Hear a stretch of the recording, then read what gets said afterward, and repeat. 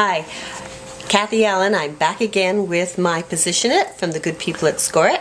We're about to complete our very first project using our Position-it board. First thing I'm going to do is I'm going to take a black piece of paper and I am going to center it down into the corner of the positioner. I'm going to remove the main positioner and using Post-it note tape, nice bright green so you can't miss it, and I am going to adhere my black paper down to my board well. When we are completing projects like this, it's important that you have your paper securely onto the board. Then you're going to take your main positioner and using your pegs, simply align the main positioner back onto the board. Once you get your main positioner back onto the board, you are going to choose a coloring book image rubber stamp. In this case, I've chosen this beautiful flower from Stampendous. And first thing you're going to notice, this extra thick positioner, it's going to be very easy to stamp down into the corner of our paper. And what we're going to use is some white ink so that we can see our image.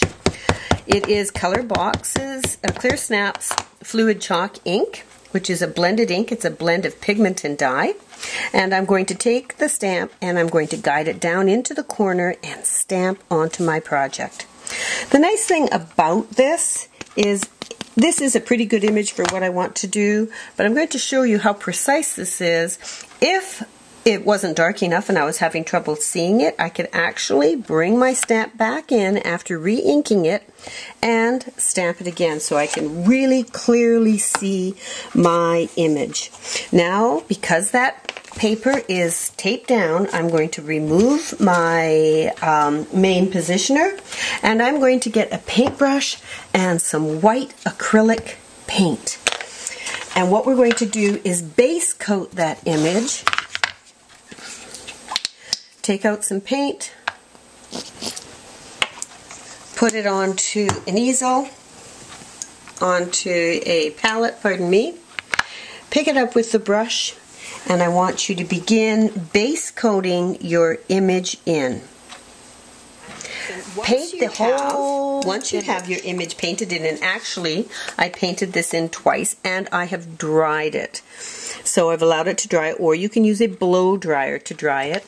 Put your main positioner back in place using the pegs, and you're going to take your rubber stamp, and what you want to do is get a color of ink, and I'm going to use fluid chalk again, and I'm choosing fluid chalk because it is a multi-surface ink, and I'm going to go to orange. We want to go something that is a little bit darker than the white paint that I've chosen to use, and using that I'm going to guide it back into the positioner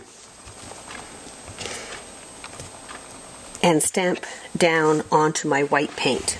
There's your detail, all ready for us to add color to. Now it's really simple to add some color. I went into my toy box and I pulled out some of my favorite markers. We're going to use a combination of Tombow markers, which are a beautiful dye-based marker, and we're going to use the EK Success Writers that are pigment-based markers. What we're going to do is, now that I've got this stamped, I'm going to remove my main positioner again. Just makes it easier for me to color. And I'm going to go in and I'm going to color over. It makes coloring so easy. I'm simply going to take my marker and color over the entire image. Once I've got the entire image colored, I can then go in and using some other colors, I can add as much detail as I want, and here I'm going in with my pigment-based markers just to add some nice red detail. Now that we have our image, and you can see it on the paper, it's all been colored in, and obviously we can't see our detail as dark as we would like to. So what I'm going to do is take my stamp again, And notice that when I'm stamping it, I'm always making it sure that I stamp it the same way every time. I have actually been stamping it so that the barcode is at the bottom. If you have difficulty remembering that, simply write top on top of at the top of your stamp, if that helps you. Now what we're going to do is we're going to take another fluid chalk again, Blackbird, a multi-surface ink, and we're going to ink our stamp with the Blackbird, and we're going to make sure that the barcode is at the same place, and we're going to come back down into the corner and add the beautiful black detail. Look at that. It's perfect. I think we've stamped the image at least 3 times now, and you can see I'm going to even do it again. I'm going to take the image, make sure that the barcode is at the bottom, come back in, and I'm just building the black so that it's nice and dark, and you can see it is picture perfect every time.